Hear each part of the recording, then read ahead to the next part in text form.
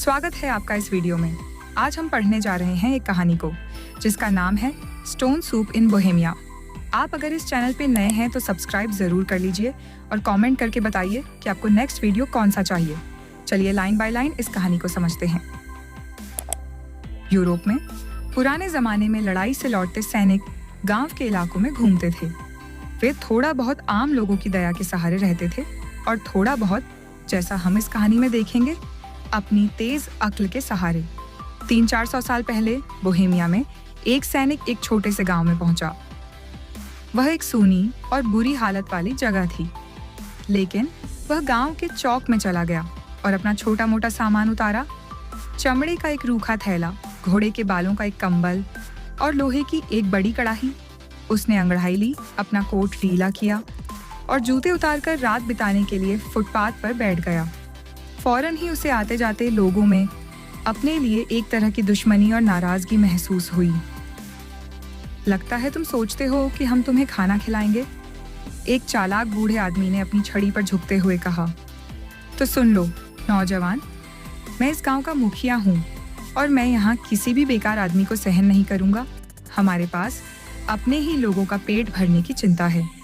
सुन रहे हो नौजवान? सैनिक सब कुछ साफ साफ सुन रहा था, क्योंकि मुखिया अब जोर जोर से चिल्ला रहा था और उसके चारों ओर जमा भीड़ हामी भरते हुए उसकी बातें दोहरा रही थीं। मैं उसे एक दाना भी नहीं दूंगी, नाक पर मस्से वाली एक औरत कह रही थी। एक मटर भी नहीं।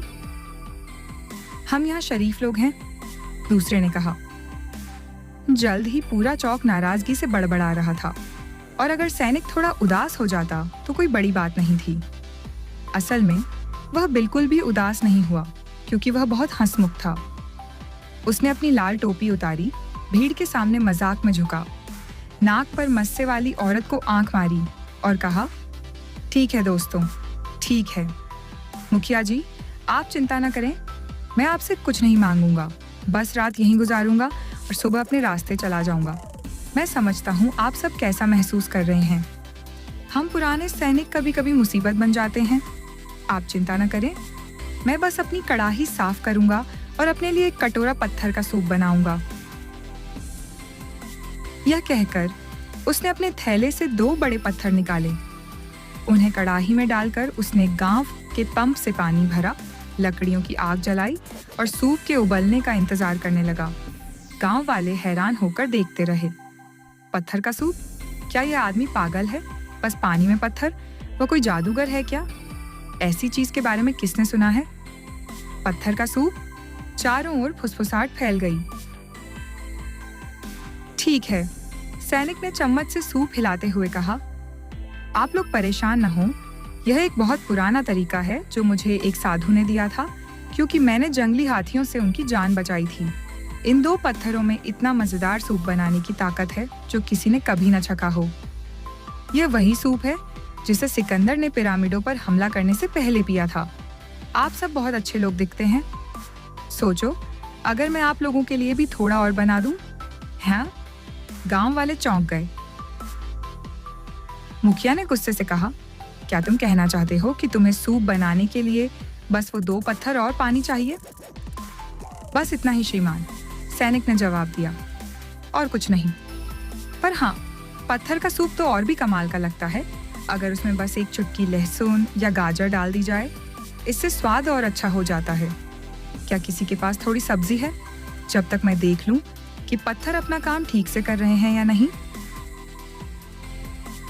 किसानों ने शर्माते हुए और शक से एक दूसरे को देखा।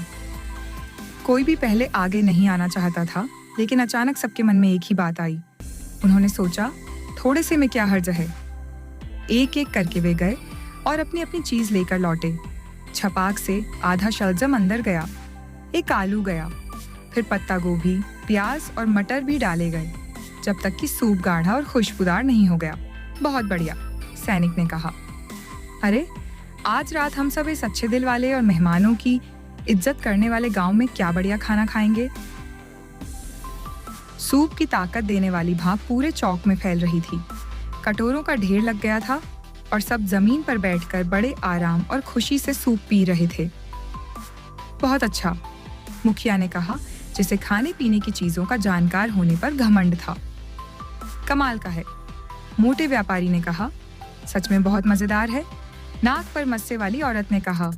क्या चमत्कार है, चीन से मिला कितना अनोखा तोहफा है। सब एक साथ बोल रहे थे और सैनिक अपने मन में हंसा, जबकि वह आराम से अपना सूप पी रहा था।